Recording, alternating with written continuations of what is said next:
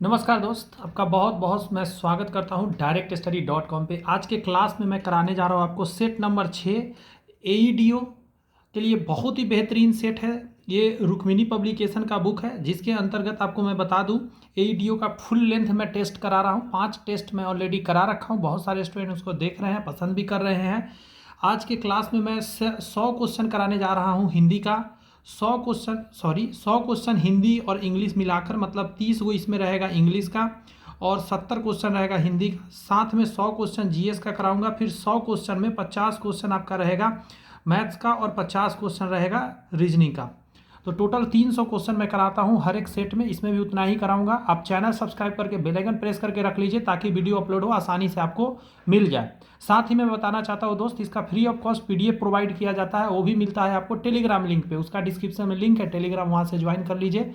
वहाँ पे आपको ये पीडीएफ मिल जाएगा, जहाँ से आप या तो प्रिंट करा के पढ़ सकते हैं या डायरेक्ट पीडीएफ से भी आप इसका प्रैक्टिस कर सकते हैं। एक खास बात है, इसका मैं पीडीएफ देता हूँ तो सिर्फ क्वेश्चन नहीं देता हूँ, साथ में इस बुक का जो सॉल्यूशन है वो सॉल्यूशन, ये सारे सॉल्यूशन देता हूँ ताकि जो लोग पढ़ना चाहते हैं, जैसे मैथमेटिक्स में अपना स्टाइल में बताता हूँ, रीजनिंग में अपना स्टाइल में बताता हूँ, बुक का एक अपना स्टाइल होता है। तो आपको एक मौका मिलता है दो दो तरह का स्टाइल देखने का। बुक का भी आप स्टाइल देख सकते हैं। तो मैं शुरू कर रहा हूँ, आप अपना काम कर सकते हैं। चैनल सब्सक्राइब कर लीजिए ताकि अगला सेट भी आपको आसानी से मिल जाए। इसके अलावा एक जानकारी के साथ और आगे बढ़ेंगे कि एक मैं 40 दिन 40 मैराथन करा रहा हूँ TRE 4 के लिए, दरोगा के लिए, और साथ में आप एईडीओ के लिए। इन सभी में मैथ्स काम आएगा। उसमें फुल लेंथ मैथ्स कराया जा रहा है, फ्री ऑफ कॉस्ट वो भी है। चैनल पे मौजूद है प्लेलिस्ट, वहाँ पे आप देख सकते हैं। 4 5 6 क्लास उसका भी आ गया है और आगे आने ही वाला है क्लास। धीरे धीरे करके टोटल 40 दिन तक लगातार आपको क्लास मिलेंगे। चलिए शुरू करते हैं। पहला प्रश्न का सामान्य अंग्रेजी का 30 क्वेश्चन है। इसमें 9 क्वेश्चन मिनिमम आपको लाना है एग्जाम में बने रहने के लिए, मतलब रिजल्ट के लिए, और 70 में से 21 क्वेश्चन सही करना है आपको कम से कम। तो यहाँ कह रहा है कि select the alternative which best express the meaning of the items. ये जो आइटम दिया है इसका मीनिंग क्या करा है? A blessing in disguise. इसका अर्थ होता है दुख के भेष में सुख, दुख के भेष में सुख। तो कहने का मतलब इसका आंसर क्या हो जाएगा? A good things that seems bad at first. शुरू में क्या होता है? बहुत बुरा लगता है, लेकिन बाद में जाके वो अच्छा लगता है। यही होगा इसका आंसर। क्लियर है? नेक्स्ट कह रहा है कि select the alternative which best express the meaning of the items make both ends meet. मतलब दोनों इंड्स को आपस में मिला देना। इसका मतलब होता है to have just enough money one needs. मतलब इतना पैसा है जितना उसको किसी काम के लिए किसी को जरूरत है। यहाँ पे है आइटम फ्रेज। फिर एक और है turn a deaf year. Turn a deaf year का क्या मीनिंग निकलता है? तो इसका मतलब होता है अनसुना कर देना, मतलब किसी का बात को नहीं समझने की कोशिश करना। तो टू रेफ्यूज टू लिसन और टू बी इनडिफरेंट। समझे? टू बी मतलब सुनना नहीं करना, देखा कर देना, किसी की बात को ध्यान न देना, इसका मीनिंग निकलेगा। आगे करा कि वीणावाज अर्ग टू गेट, मतलब उसके बहुत इच्छा है कि वो प्राप्त करे dash politics, into politics, urge to get into politics, over politics, at politics, for politics. तो इनटू होगा कि पॉलिटिक्स में वो जाना चाहती है, इसकी बहुत इच्छा है। माउंट एवरेस्ट इज इतना metres dash C level, above सी लेवल, अपॉन। तो एबव होता है, मतलब एबव मतलब ऊपर के लिए सेंस में आता है। ये सब तो आप बेसिक है, पकड़ सकते हैं आप। Which of the following can be use as cohesive adjective. Cohesive devices है, तो उसके लिए हम प्रयोग जो करते हैं वो करते हैं आप कंजक्शन एंड एडवर्ब का प्रयोग करते हैं कोहेसिव डिवाइसेज के तौर पर। ठीक है,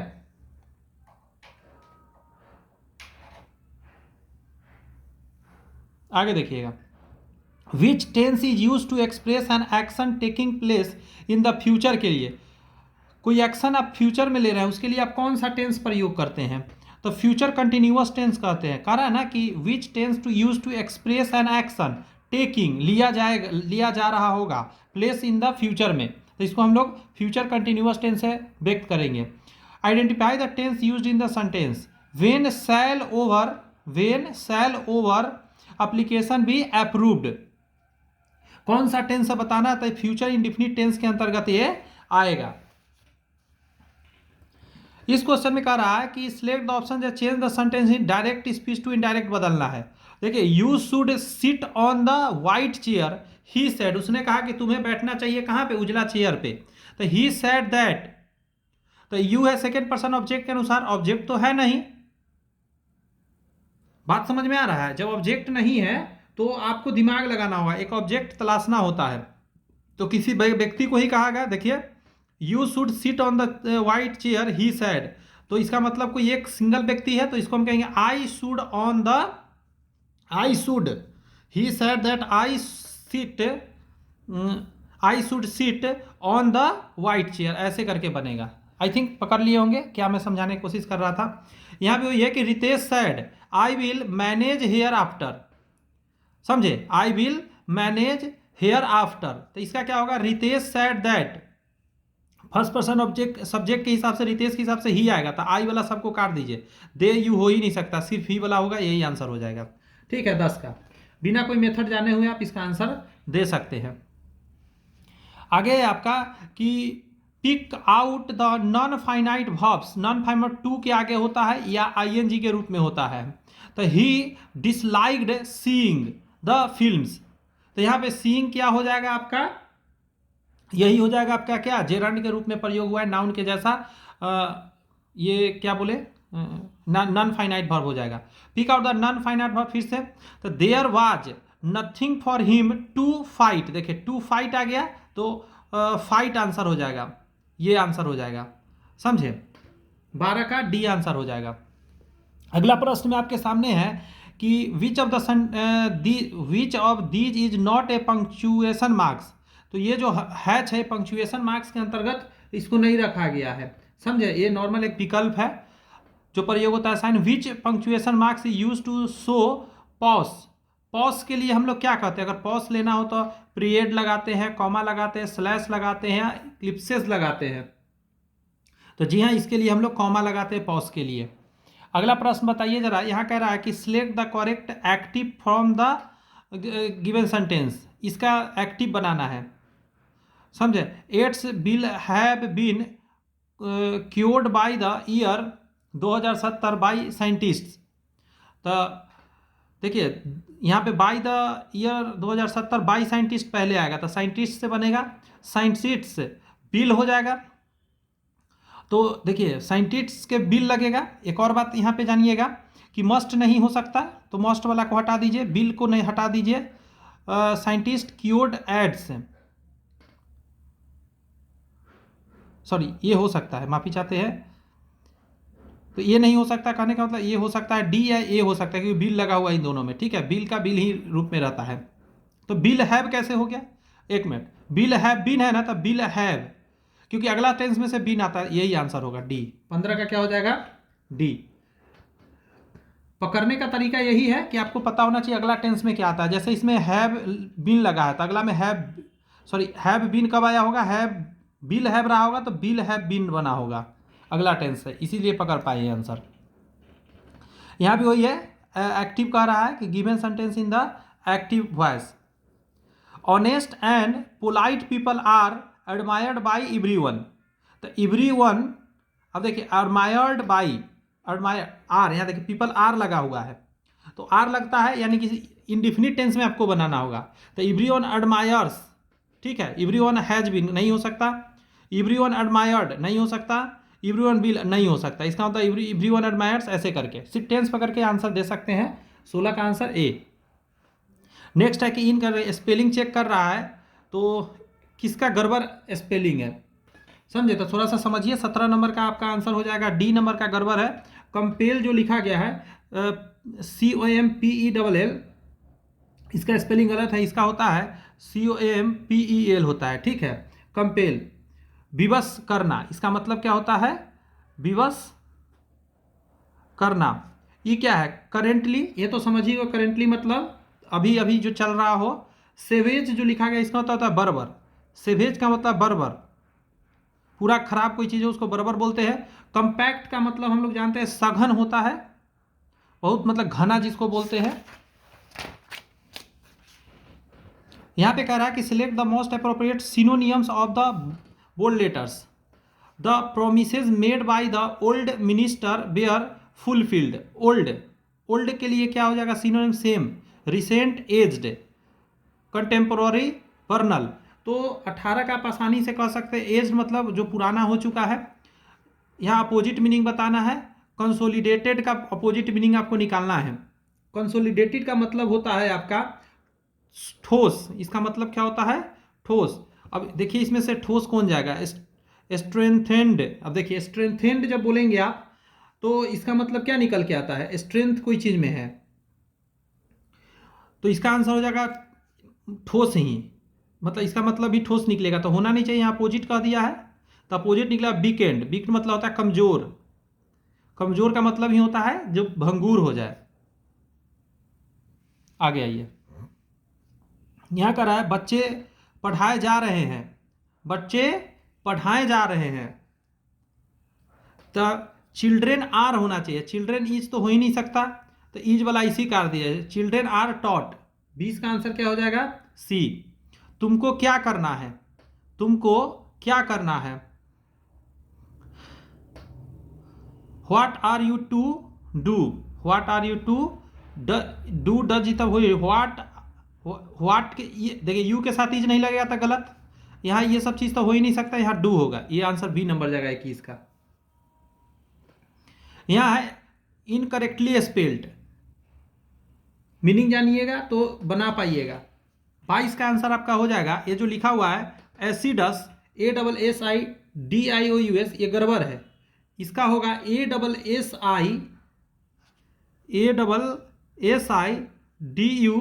ASSIDUOUS, समझे? इसका मतलब होता है परिश्रमी, मतलब बहुत मेहनत करने वाले को हम लोग ये बोलते हैं, इसका आंसर यही हो जाएगा। डिसअप्रूवल का मतलब होता है किसी का अस्वीकार कर देना। ये जो लिखा है कंज्वाइंट का मतलब होता है संयुक्त, मिला हुआ, समझे? संयुक्त कह सकते हैं। और ये लिखा है डिवास्टेशन का मतलब होता है तोड़ फोड़, तोड़ फोड़, समझ गए होंगे ये चीज।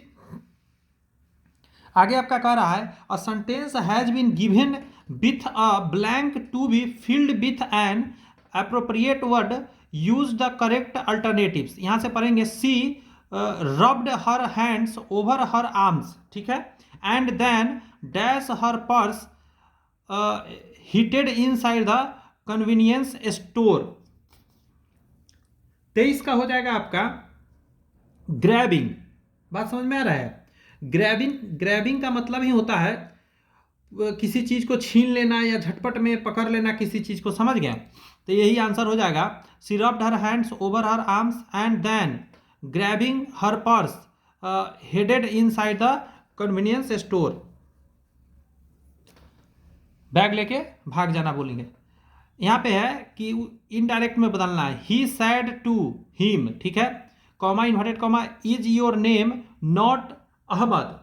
तो देखिए ऐसा जब भी आए, ये हो गया क्या, यहाँ पे अंदर में इंट्रोगेटिव सेंटेंस आ गया, ठीक है, इंट्रोगेटिव आ गया। अब आप क्या करेंगे, तो इसका बनाते समय क्या होगा, इंक्वायर्ड से बनेगा, ये सैड वाला नहीं होगा, सैड वाला नहीं होगा, ही इंक्वायर्ड यहाँ है, ही इंक्वायर्ड यहाँ, ये दोनों चलेगा। अच्छा, योर नेम इज ऐसा करके, तो ही इंक्वायर्ड वेदर लगना चाहिए था, ये सही हो जाएगा, ये गड़बड़ हो जाएगा, समझे? He inquired whether his name, your name के जगह पर क्या होगा, हिज नेम, और ये अंदर चला जाता है, बाहर नहीं रहता है, इंट्रोगेटिव नॉर्मल में बदल जाता है, तो ईज अंदर जाएगा,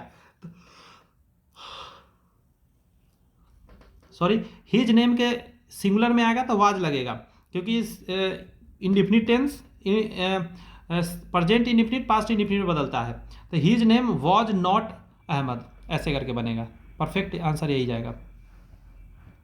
नरेशन में ऑलरेडी चैनल पे पढ़ा रखा हूँ फ्री ऑफ कॉस्ट में, नरेशन हो, वॉइस हो, आप वो सब चीज़ को देख सकते हैं, प्लेलिस्ट होगा नीचे में जाकर, लेकिन होगा, बहुत पहले पढ़ाया हूँ, क्योंकि ये सब चीज़ बदलता नहीं तो बार बार समय बर्बाद करके कोई फायदा है नहीं, आप जाके देख सकते हैं, रूल सेम रहता है। द प्रिजनर वाज, यहाँ पे एरर बताना है, the prisoner was accused for stealing from his landlord. The prisoner was accused for,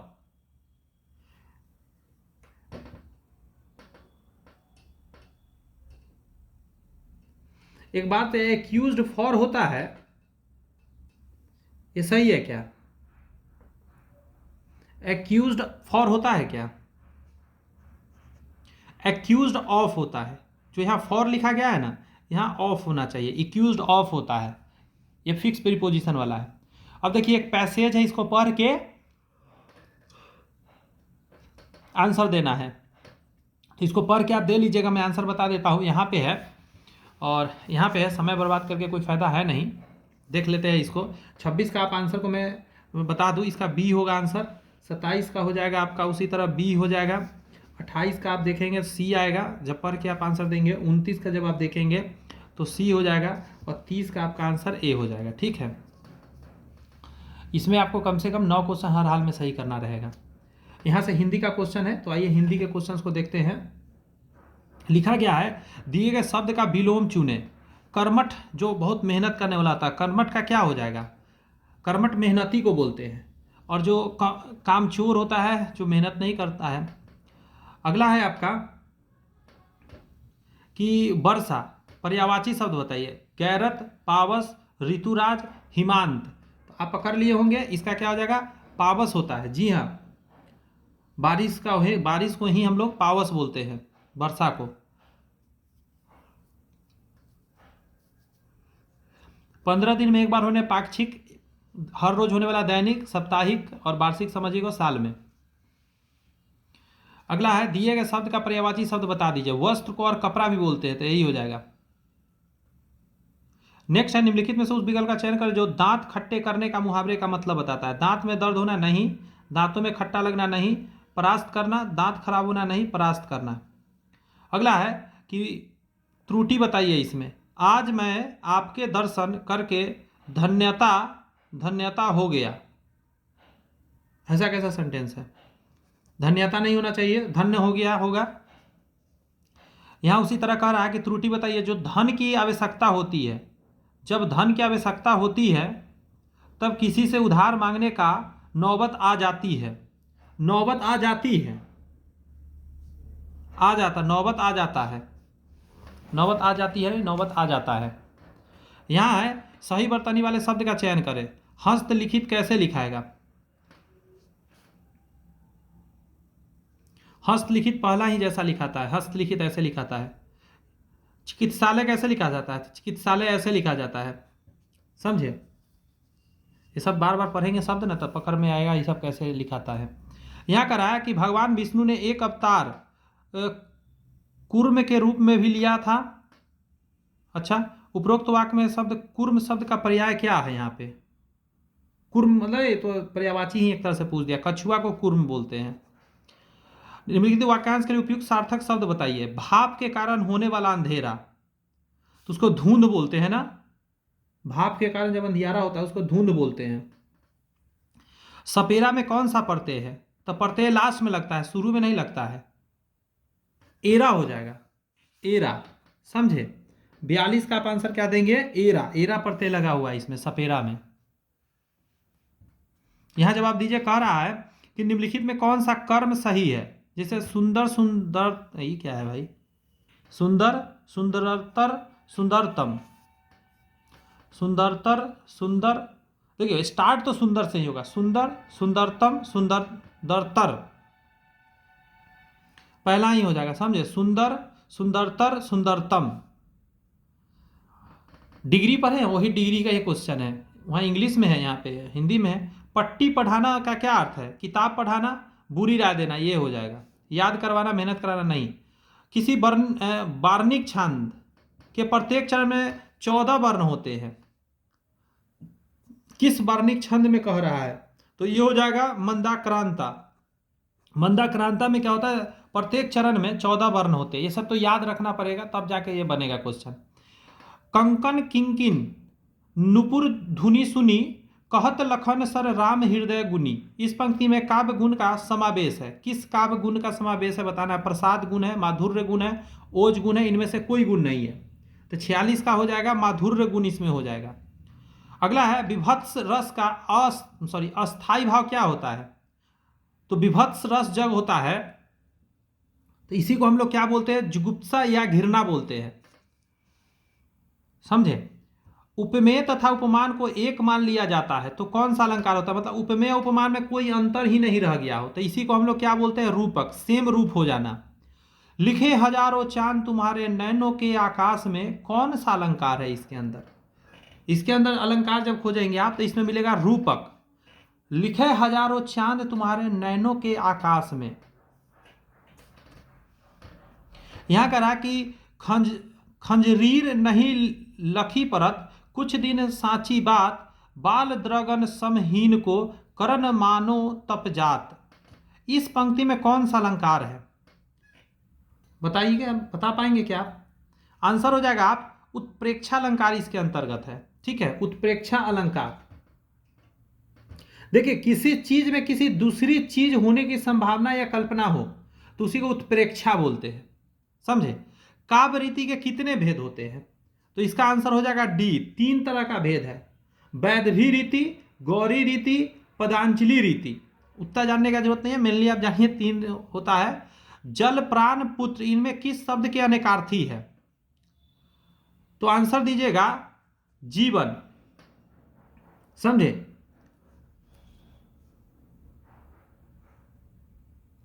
यहां कर इसमें से हार की जीत कहानी के कहानीकार कौन है? अच्छा क्वेश्चन है, हम लोग ये पहले पढ़े भी हैं।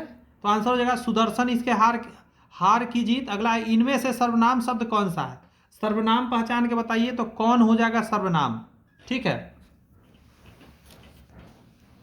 इससे आइडिया लग रहा होगा किस किस टाइप का एग्जाम में क्वेश्चन आएगा, आपको कितना मेहनत करना है। विशेषण का लिंग किसके अनुसार होता है? विशेषण का लिंग किसके हिसाब से होता है? तो इसको बोलते हैं विशेष के अनुसार से विशेषण का लिंग होता है।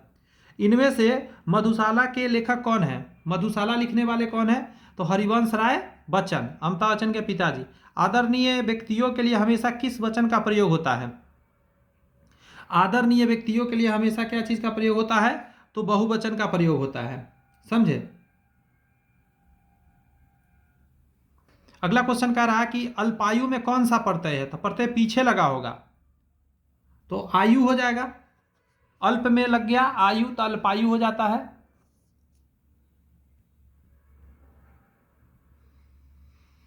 यहां पे आपका क्वेश्चन में कह दिया इनमें से कौन सा प्रकार वर्तमान काल का नहीं है? वर्तमान काल का नहीं है। सामान्य वर्तमान, आसन्न भूत, संभाव्य वर्तमान, तत्कालिक वर्तमान। तो ये जो सी नंबर है आसन्न भूत, ये भूतकाल का है। मूल अकर्मक धातुओं के साथ प्रत्यय जोड़कर बनाई गई क्रिया कौन सी धातुएं कहलाती है? मूल अकर्मक धातु के साथ प्रत्यय जोड़कर बनाई गई क्रिया कौन सी धातुएं कहलाती है? तो आंसर हो जाएगा साधित सकर्मक धातु। साधित सकर्मक धातु आंसर जाएगा। अगला है उप विराम का चिन्ह इनमें से कौन सा है? उप विराम आप जानते हैं क्या? तो ये जो पहला नंबर है इसी को उप विराम बोला जाता है। समझे? ये जो है डैश बोलते हैं इसको।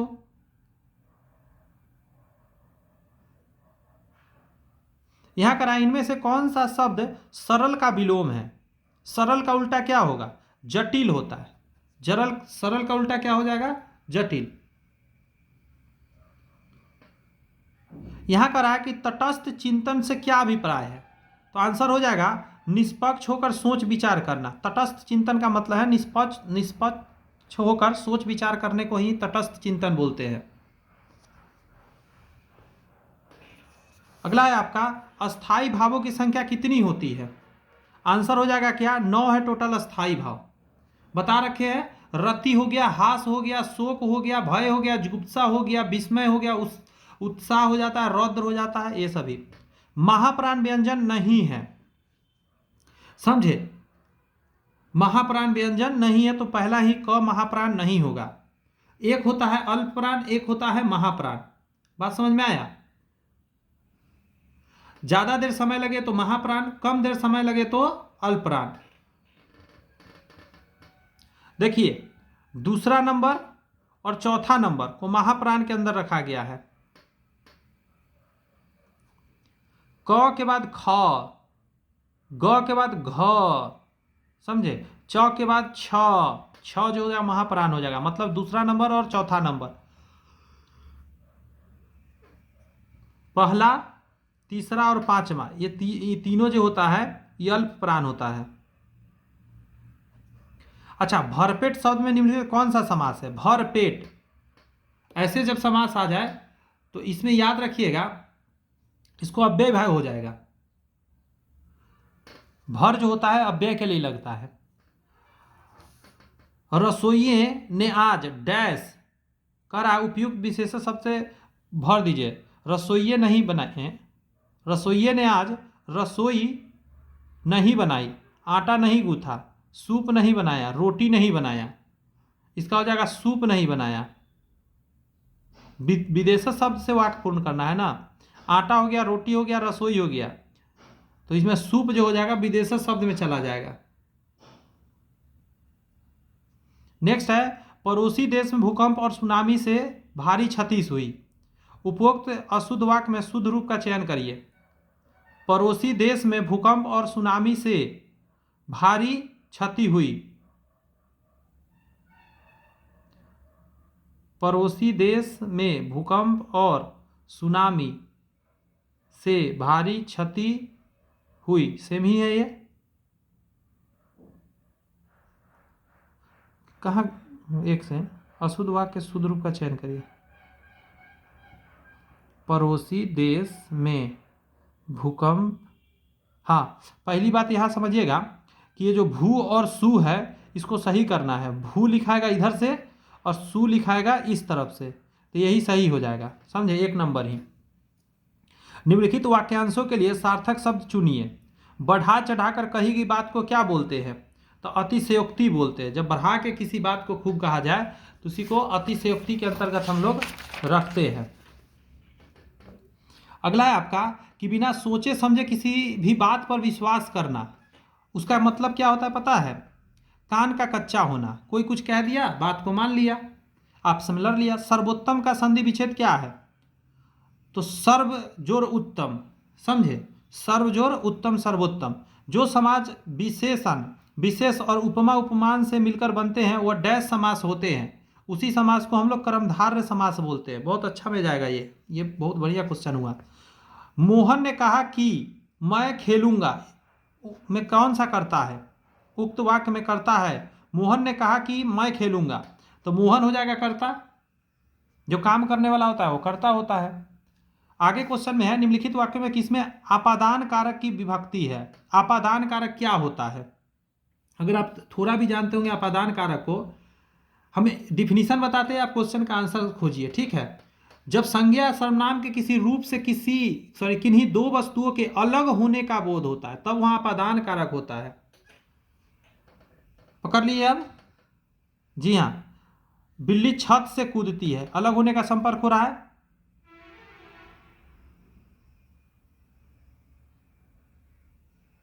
वह कुल्हाड़ी से वृक्ष काटता है, तो यहां पे तो गड़बड़ हो गया ना, ये करण कारक हो गया।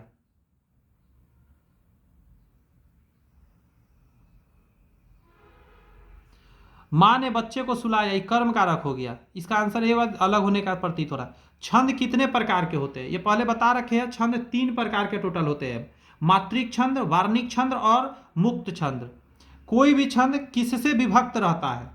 तो छंद जो होता है चरणों और यति दोनों से विभक्त रहता है, समझे। ये सब चीज थोड़ा सा सुन के याद करना है बार बार। वीर गाथा काल के सर्वश्रेष्ठ कवि माने जाते हैं। आंसर क्या हो जाएंगे? वीर गाथा काल के चंद्रवरदाई हो जाएंगे, वीर गाथा काल के चंद्रवरदाई। अगला है, किलक हरे मैं ने निहारू, इन दांतों पर मोती बारू। इस पंक्तियों में कौन सा रस है? तो आंसर हो जाएगा इसमें वात्सल्य रस है, वात्सल्य रस है। दिए गए वाक्य में रेखांकित खंड को प्रतिस्थापित करने के लिए उपयुक्त शब्द से क्या भर सकते हैं? भगवान कृष्ण भूत वर्तमान और भविष्य, भूत वर्तमान और भविष्य को देखने वाले थे, तो त्रिकालदर्शी हो जाएगा, मतलब तीनों काल को देखने वाला। अगला है, कुणाल अपने धन का भरपूर दुरुपयोग करता है, तो इसको क्या बोलेंगे? मित व्यय करने वाला, मतलब बिना काम के एक मिनट,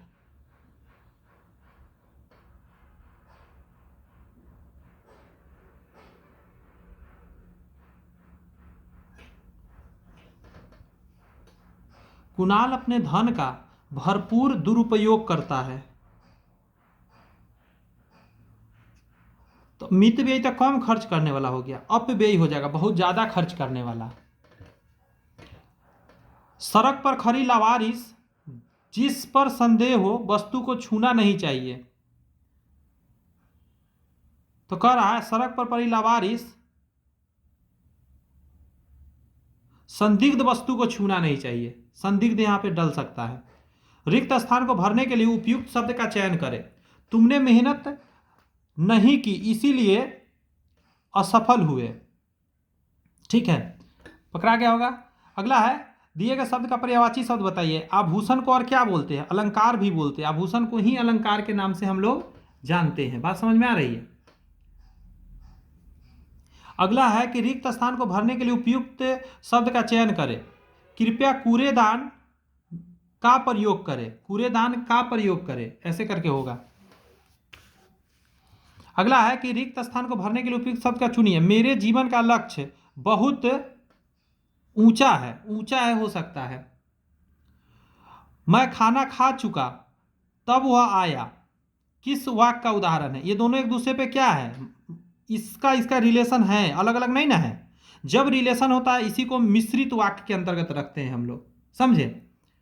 और दोनों अलग अलग अपना मीनिंग निकाल लेता है तो उसको संयुक्त वाक्य बोलते हैं। और सरल वाक्य सिंपल होता है, जैसे यहां तक लिख देते तो सरल वाक्य होता। किस वाक्य में एक साधारण वाक्य के अतिरिक्त उसके अधीन कोई, देखिए उसके अधीन कोई दूसरा अंग वाक्य हो, उसे हम लोग मिश्र वाक्य कहते हैं, समझे? उसी के अधीन में हो, फंसा हुआ। कछुए ने खरगोश को हरा दिया, किस वाक्य का उदाहरण है? कछुए ने खरगोश को हरा दिया, तो ये तो एक ही लाइन में लिखा गया तो सरल वाक्य हो गया, कोई चीज कनेक्ट नहीं हो रहा।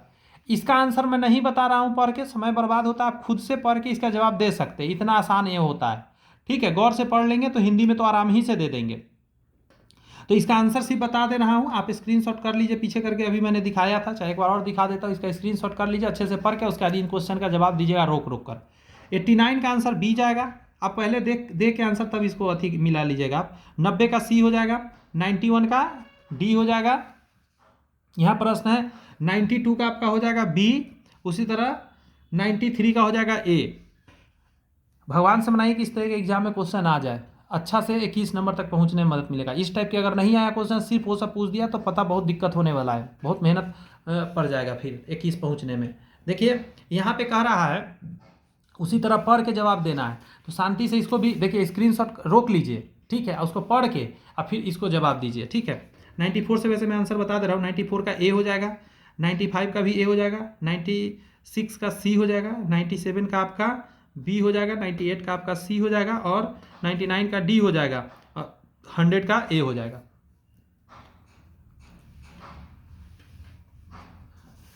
अब हम लोग क्या करेंगे, यहाँ से सामान्य अध्ययन देखेंगे, देखते हैं कितना देर लगता है हम लोग को सामान्य अध्ययन करने में। आराम से जवाब दीजिए, बढ़िया से हर चीज़ कोशिश कीजिए कि सही जाए। यहाँ क्या लिखा गया है, पादप समूह कर रहा है प्रमुख लक्षण, पादप समूह और प्रमुख लक्षण। शैवाल का लक्षण क्या है पता है? यहाँ देखिए, इसका लक्षण है ये थैलस के समान होता है, थैलाब होता है, थैलॉइड शरीर होता है और युग्मों को भिद बोलते हैं इसको।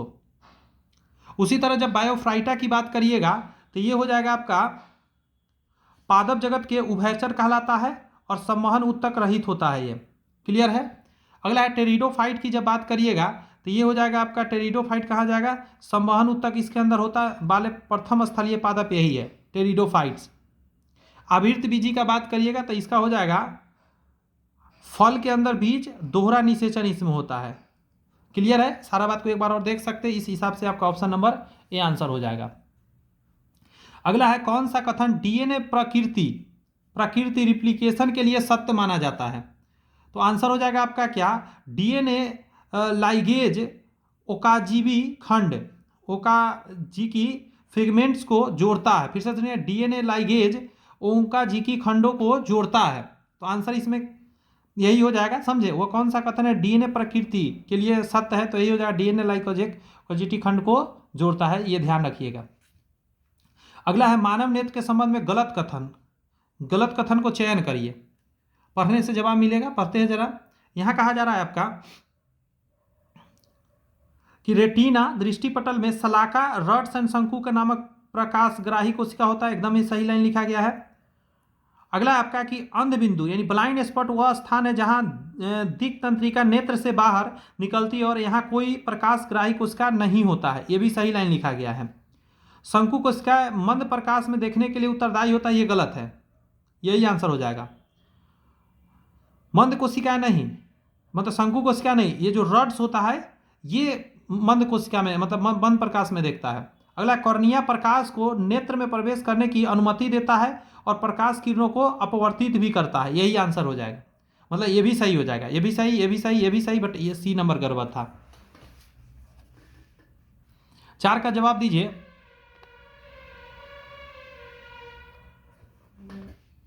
चार नंबर क्वेश्चन उसी तरह कह रहा है आपके सामने कि निम्नलिखित में से कौन सा अनुकूलन मरुस्थलीय पादपों में सामान्यतः नहीं पाई जाती है? धंसे हुए रंध्र, मोटी क्यूटिकल, पत्तों पर बड़ी संख्या में रंध्र, ये नहीं होता है। पत्तों पर बड़ी संख्या में रंध्र होगा तो सारा पानी उड़ जाएगा। ये सही है, ये सही है, पत्तों को कांटे के रूप में रूपांतरण, ये सभी सही है इसके लिए।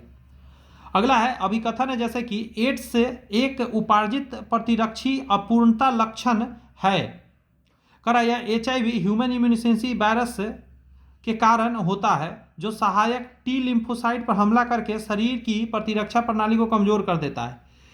100% ये सही है, पता है उसका ये डिफिनीशन भी सही दिया गया है, व्याख्या भी सही है, दोनों करेक्ट है इसमें। जेनेटिक कोड यानी आनुवांशिक कूट की कौन सी विशेषता यह सुनिश्चित करती है कि अमीनो अम्ल केवल एक ही प्रकूट द्वारा कोडित नहीं होता है? तो आंसर इसमें जाएगा अपहरासित, मतलब डिग्रेडेट, ये आंसर हो जाएगा, ये नहीं करता है। अगला, निम्नलिखित में से कौन सा जंतु अपने जीवन चक्र में कायांतरण प्रदर्शन नहीं करता है? काया में कोई चेंजिंग नहीं आता है।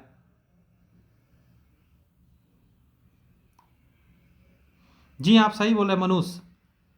मेढक में बदलाव होता है, तितली में, रेशम कीट में भी जो तितली होता है वही रेशम कीट का प्रोसेस होता है, और मेढक भी टेडबोल से मेढक बनता है, तो अंतर तो शरीर तो बदलता ही है।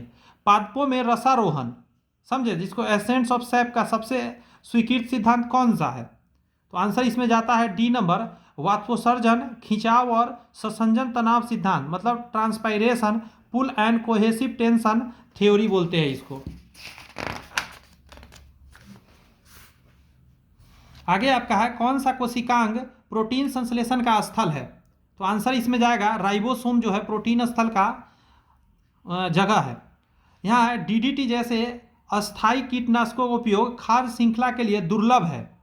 जी हाँ, गड़बड़ है, ये तो सही है। ये कीटनाशक वसा में घुलनशील होते हैं और खाद्य श्रृंखला के माध्यम से जैव आवर्धित होते हैं, ये भी सही है, जिससे उच्च पोषीय स्तर पर इनका सांद्रण न्यूनतम स्तर तक पहुंच जाता है।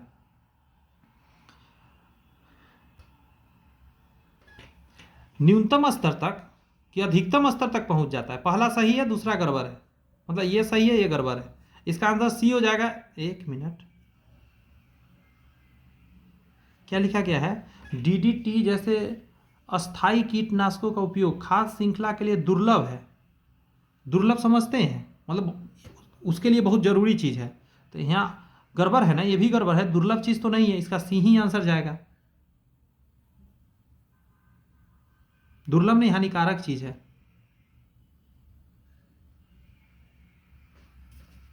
शब्द का थोड़ा सा फेरा हो गया, शब्द थोड़ा मतलब घुमाने वाला था।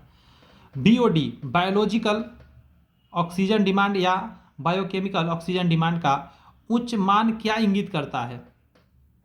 जल में घुलित ऑक्सीजन की मात्रा अधिक नहीं, जल अत्यधिक प्रदूषित और इसमें बहुत अधिक कार्बन अपशिष्ट है। 11 का आंसर सी ही हो जाएगा। रेड डाटा बुक किसके द्वारा प्रकाशित की जाती है और इसमें क्या होता है? तो 12 का आंसर क्या हो जाएगा? B IUCN संकटग्रस्त प्रजातियों की सूची इसके अंदर होता है। IUCN संकटग्रस्त प्रजातियों की सूची होता है। निम्नलिखित में से किस अणु की ज्यामितीय त्रिकोणीय पिरामिड है? आंसर हो जाएगा इसमें NH3 हो जाएगा। याद रखने वाला ये पॉइंट था। यहाँ 14 नंबर का रहा है, सोडियम बाइकार्बोनेट का आंसर हो जाएगा baking soda. Sodium bicarbonate baking soda.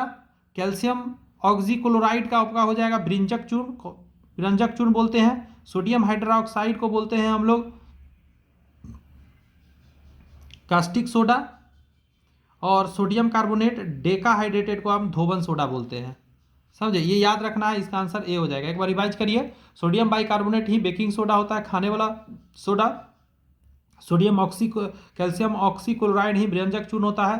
Sodium hydroxide जो होता है कास्टिक सोडा होता है। सोडियम कार्बोनेट डेकाहाइड्रेटेड धोबन सोडा होता है।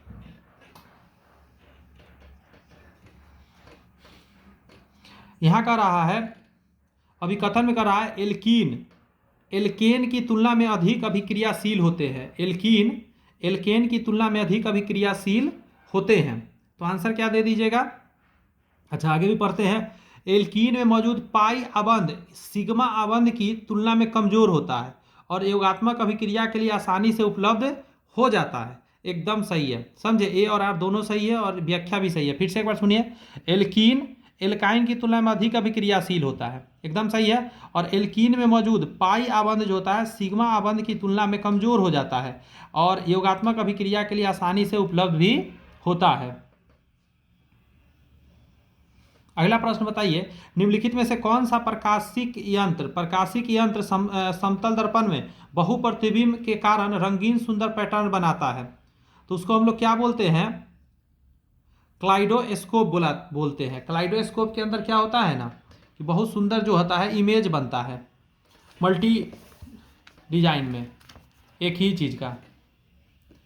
इसका जवाब दिया, निम्नलिखित में से किसे आमतौर पर विटामिन B3 की गंभीर कमी के कारण होने वाले 4D बीमारी के रूप में जाना जाता है। ऑप्शन है घेंघा, बेरी पेलाग्रा, हाइपोकैल्सीमिया। तो आंसर क्या हो जाएगा, पेलाग्रा,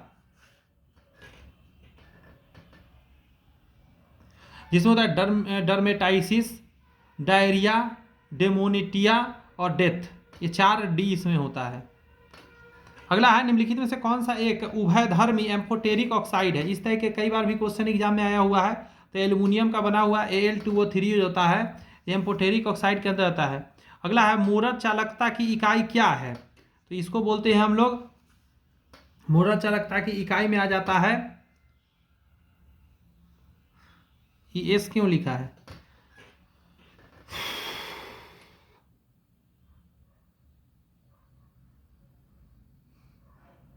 सेंटीमीटर स्क्वायर पर मोल होना चाहिए।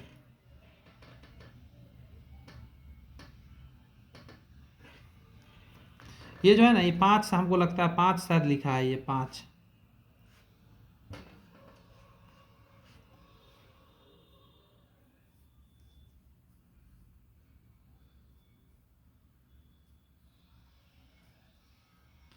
नहीं, एस ही रखिए, समझे। AM को एस लिख रहा है इसमें, कोई दिक्कत है। मेनली याद रखिए सेंटीमीटर स्क्वायर और M मोल पर मोल होता है। यहाँ पे निम्नलिखित में से कौन सा प्राकृतिक बहुलक नेचुरल पॉलीमर का उदाहरण है। तो आंसर क्या हो जाएगा आपका, स्टार्च। आवर्त सारणी के एक ही समूह में ऊपर से नीचे जाने पर परमाणु त्रिज्या क्यों बढ़ती है। देखिए, आवर्त सारणी के एक ही समूह में ऊपर से नीचे जाने पर परमाणु त्रिज्या क्यों बढ़ती है। तो आपका आंसर हो जाएगा आपका, एक नया इलेक्ट्रॉन कोष जुड़ जाता है, इसीलिए। 22 नंबर मैच द कॉलम है। न्यूटन साहब की बात करिएगा तो गुरुत्वाकर्षण का नियम दिए थे। आइंस्टाइन की बात करिएगा तो आइंस्टाइन साहब ने प्रकाश विद्युत समीकरण दे रखा है, E=mc²। फैराडे की बात करिएगा तो ये जो विद्युत चुंबकीय प्रेरण और प्लांक की बात करिएगा क्वांटम सिद्धांत। 22 का आंसर क्या हो जाएगा, ए हो जाएगा। यहाँ यदि किसी तार की लंबाई खींच कर दुगनी कर दी जाए, यहाँ ध्यान रखिए खींच कर दुगनी कर दी जाए तो उसका प्रतिरोध कितना होगा, यह मानते हुए कि आयतन स्थिर रहता है।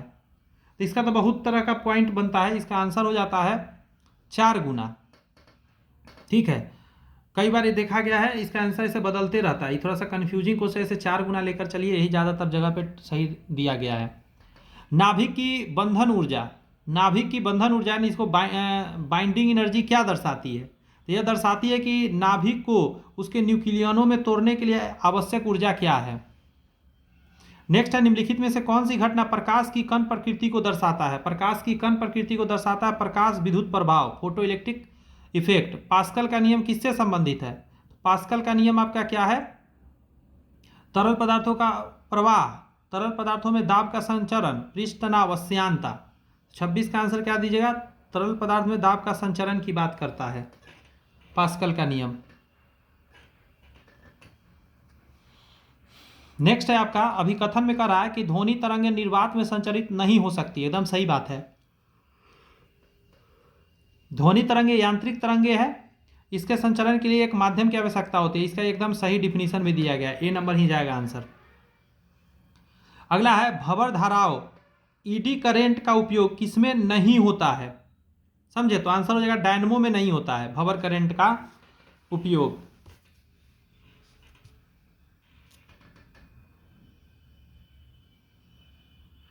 उनतीस कह रहा है कि प्रिज्म द्वारा उत्पन्न स्पेक्ट्रम की शुद्धता किस पर निर्भर नहीं होता है? समझे, तो आंसर हो जाएगा प्रिज्म के तापमान पर बहुत सूक्ष्म प्रभाव। फिर से सुनिए, प्रिज्म द्वारा उत्पन्न स्पेक्ट्रम की शुद्धता प्यूरिटी किस पर निर्भर नहीं करता है?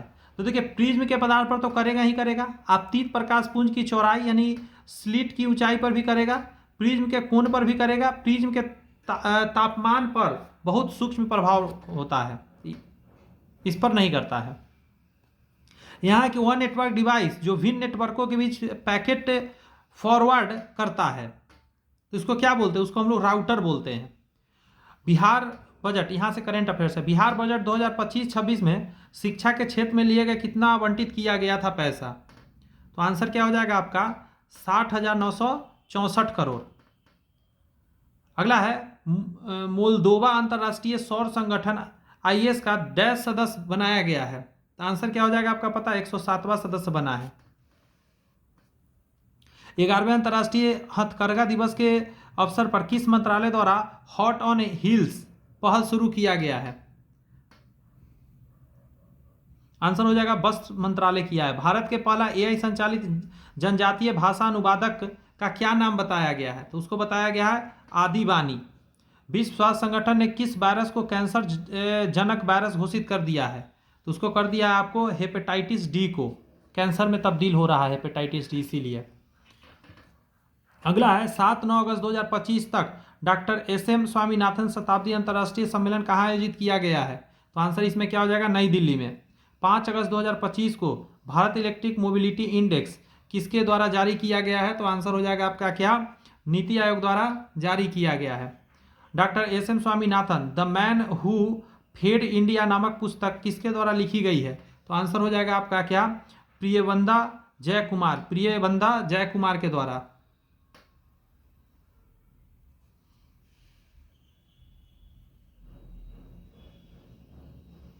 भारत ने डैश को यूनेस्को विश्व धरोहर का दर्जा देने के लिए नामांकित किया है? तो सारनाथ मंदिर को।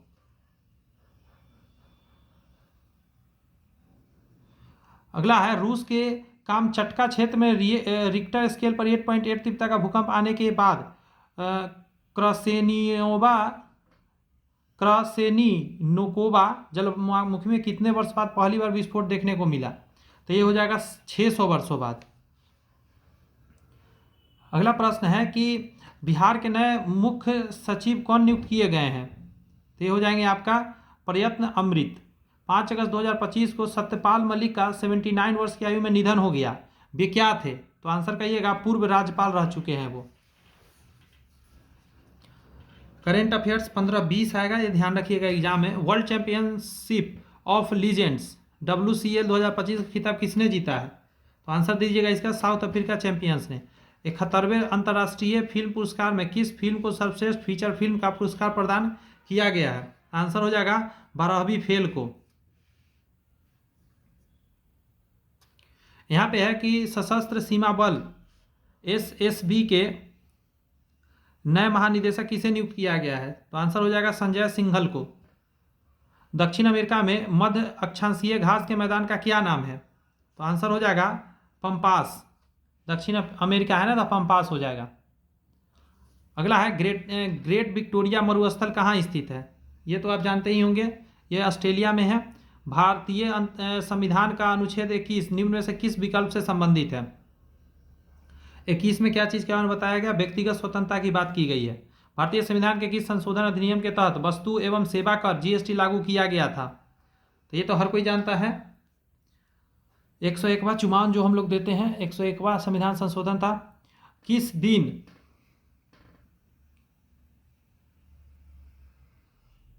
कह रहा है किस नदी पर नागार्जुन सागर परियोजना बनाया गया? तो कृष्णा नदी पर बनाया गया है। अगला है आपका कि विनोबा भावे ने भूदान आंदोलन की शुरुआत किस राज्य से करा था? बहुत आसान है, आंध्र प्रदेश से करा था।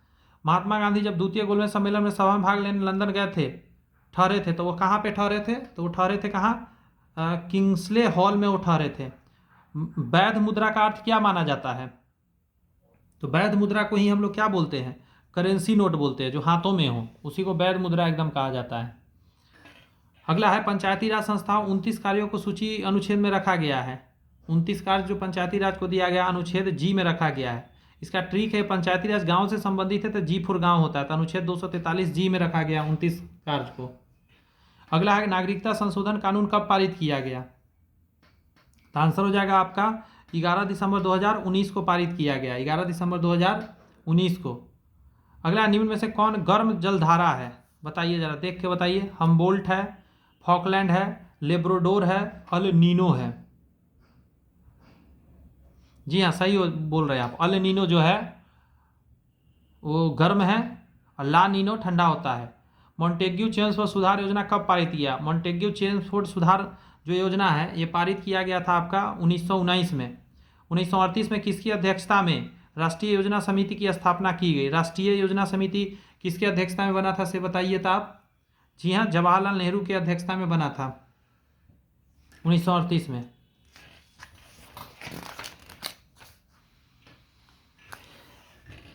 पुस्तक the beautiful tree indigenous India education in the 18th century किसने लिखी है? ये लिखा गया है आपका धर्मपाल के द्वारा लिखा हुआ है। अगला है, कुडनकुलम परमाणु ऊर्जा संयंत्र कौन से राज्य में स्थित है? तो कुडनकुलम तमिलनाडु में है। दल बदल विरोधी कानून क्या सुझाव देता है? ये सुझाव यही देता है कि पार्टियां को बदलने से रोकने के लिए संशोधित किया गया था। भारतीय विश्वविद्यालय अधिनियम 1904 किस वायसराय के प्रभुत्व में पारित किया गया? विश्वविद्यालय अधिनियम है, तो क्या आंसर दे दीजिएगा? कहिएगा लॉर्ड कर्जन के समय पारित किया गया। तो 1904 में कौन रहा होगा? बेसिक क्वेश्चन है। मुस्लिम लीग द्वारा किस तिथि को मुक्ति दिवस मनाया गया था? तो मुक्ति दिवस मनाया था 22 दिसंबर 1939 को। 22 दिसंबर 1939 को मनाया गया था मुक्ति दिवस। नेक्स्ट है कि सर्वाधिक जैव विविधता पाई जाती है। सर्वाधिक जैव विविधता आपको मिलेगा उष्णकटिबंधीय वर्षा वनों में मिलेगा, उष्णकटिबंधीय वर्षा वनों में। अगला है कि हडसन नदी निम्न में से किस शहर से होकर बह रही है? तो ये बहती है न्यूयॉर्क सिटी से। मुद्रास्फीति का तात्पर्य क्या माना जाता है? तो ये होता है मुद्रा आपूर्ति में वृद्धि। मुद्रा आपूर्ति में वृद्धि हो जाना मुद्रास्फीति हो जाता है, मतलब पैसा बहुत ज़्यादा मात्रा में मौजूद हो। अगला आपका क्वेश्चन कि विश्व व्यापार संगठन की स्थापना कब हुई थी? तो 1995 में हुआ था। WTO 1995 बना है। निम्नलिखित में से कौन सा सबसे पहले का है? अगस्त प्रस्ताव है, बेबेल योजना है, क्रिप्स प्रस्ताव है, कैबिनेट मिशन है। 68 कर दीजिएगा, आंसर ए। समझे? अगस्त प्रस्ताव जो है 1940 में आया हुआ है। क्रिप्स प्रस्ताव जो है 1942 में आया हुआ है। बेबेल योजना 1945 का है। कैबिनेट मिशन वापस जाओ, आप जानते ही होंगे, इसके बारे में क्या ही कहना।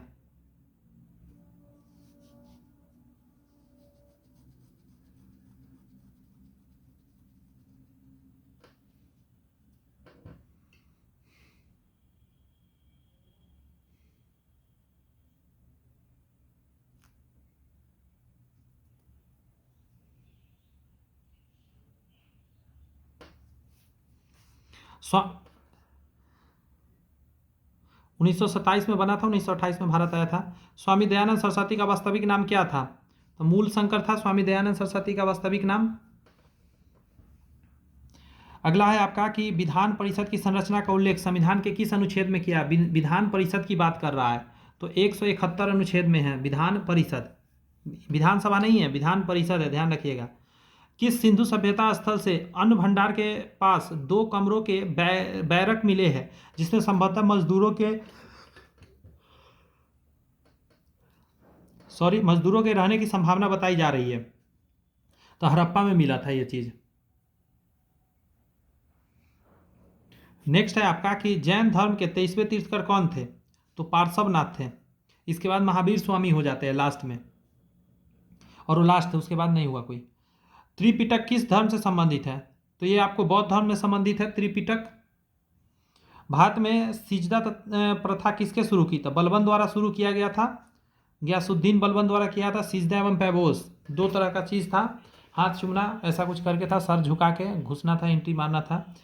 इन शासकों में से किसने अपने सैन्य टुकड़ियों को 200, 250 एवं 500 की इकाइयों में विभाजित किया था? तो आंसर दीजिएगा ये करने वाला इस्लाम शाह था। अवध के ब्रिटिश भारत साम्राज्य में मिलन के समय अवध के नवाब कौन थे? जब ब्रिटिश भारत आपस में मिला था, अवध के नवाब कौन थे? तो आंसर हो जाएगा बाजिद अली शाह उस समय थे। अंग्रेजों ने बहादुर शाह द्वितीय को किस से देश से निकालकर कहाँ भेजा था? तो वो रंगून भेजा था, जो कहाँ पे था? म्यांमार में था उस समय के हिसाब से। अगला है, द्वितीय विश्व युद्ध का तत्कालिक कारण क्या माना जाता है? तो माना जाता है कि पोलैंड पर जर्मनी का आक्रमण जो था तत्कालिक कारण हो गया था। निम्नलिखित में से किस महाद्वीप को विषमताओं का महाद्वीप कहा जाता है? तो आंसर दीजिएगा इसमें से एशिया महाद्वीप को विषमताओं का द्वीप कहते हैं। निम्नलिखित देशांतरों में से कौन सा भारतीय मानक समय के लिए संदर्भित करता है? तो 82 डिग्री पूर्वी करता है, जो भारत से होकर गुजरता है, यहीं से हम लोग का समय निर्धारित किया गया है। अगला है कि जास्कर श्रेणी की किस हिमालय का भाग है? जास्कर श्रेणी जो है ट्रांस हिमालय का भाग है, समझे। अगला है, जलेपला दर्रा स्थित है? जलेपला आंसर हो जाएगा आपका सिक्किम में हो जाएगा जलेपला। निम्नलिखित में से कौन सा शब्द भारतीय संविधान की प्रस्तावना में नहीं है? बंधुता, समाजवाद, संभ्रतु है, लेकिन संघवाद का शब्द जिक्र नहीं किया गया। संघ जैसा शब्द का जिक्र नहीं है। भातृत्व है, मतलब भाईचारा। पृथक निर्वाचन पद्धति की शुरुआत निम्न में से किसके द्वारा किया गया था? ये करने वाला कोई और नहीं, मार्ले मिंटो सुधार के द्वारा ही किया गया था। पाकिस्तान का जन्मदाता इसी समय से माना जाता है। निम्न में से भारतीय संविधान का कौन सा अनुच्छेद नागरिकता से संबंधित है? तो नागरिकता से संबंधित कौन है? अनुच्छेद 5-11 कौन हो जाएगा? 5 और 11। आगे देखिए, कह रहा है कि निम्नलिखित में से कौन सा एक प्रत्यक्ष कर नहीं है? 86 का आंसर हो जाएगा आपका बिक्री कर, समझे। निम्नलिखित में से कौन सा कर एक प्रत्यक्ष कर नहीं है? तो बिक्री कर प्रत्यक्ष कर के अंतर्गत नहीं आता है। ऐसे उपहार कर हो गया, संपत्ति सब प्रत्यक्ष कर में आता है। मांग में परिवर्तन के निम्नलिखित में से कौन सा कारण है? तो आंसर हो जाएगा आप क्या कि देखिए, जनसंख्या वृद्धि भी, उपभोक्ता की आय में परिवर्तन, संबंधित वस्तुओं की कीमतों में परिवर्तन से भी क्या होता है? मांग में परिवर्तन आता है। संयुक्त राष्ट्र संघ की कितनी आधिकारिक भाषाएं उसमें डाला गया है? तो हम लोग जानते हैं उसमें टोटल भाषाओं की संख्या कितना है? 6 तरह का भाषा उसमें बोला जाता है, ठीक है। अंग्रेजी हो गया, फ्रेंच हो गया, चीनी हो गया, रसियन हो गया, अरबी हो गया और स्पेनिश में भाषा का प्रयोग किया हुआ है। अगला प्रश्न है कि बास्केटबॉल मैदान को कहते हैं, बास्केटबॉल के मैदान को क्या हम लोग नाम से जानते हैं? उसको कोर्ट के नाम से जानते हैं। बास्केटबॉल के मैदान को कोर्ट के नाम से हम लोग जानते हैं। यहाँ है कि पंडित बिरजू महाराज का संबंध किस शास्त्रीय नृत्य से रहा है? तो वो भारतनाट्यम से बिरजू महाराज का संबंध रहा हुआ है। एक मिनट, माफी चाहते हैं, पंडित बिरजू महाराज है ना, कथक से थे, वो कथक से संबंधित थे।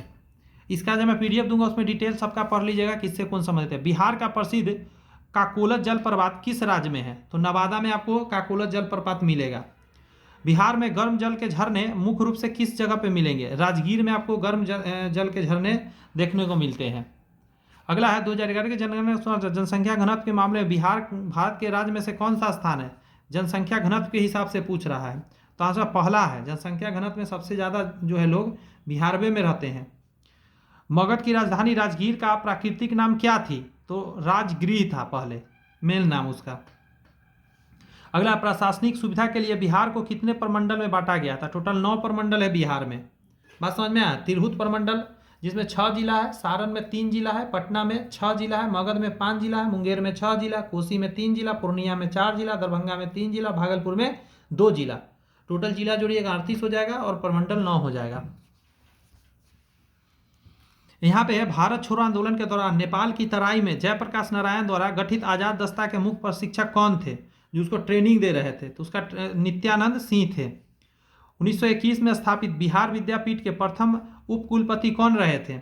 अच्छा क्वेश्चन है ये, अच्छा क्वेश्चन मेरे को लगा।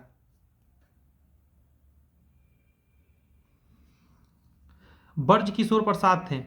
1874 के खरवार आंदोलन जिसका उद्देश्य सामाजिक धार्मिक सुधार करना था, इसके नेतृत्व किसने किया था? तो आंसर हो जाएगा भागीरथी मांझी द्वारा किया गया था इसका नेतृत्व। 19वीं सदी में बिहार में बहावी आंदोलन का मुख्य केंद्र वाला जो शहर था वो कौन था? पटना था। बिहार भारत में किस क्षेत्रीय परिषद के क्षेत्र में आता है? बिहार जो है भारत में किस क्षेत्रीय परिषद के क्षेत्र में आता है?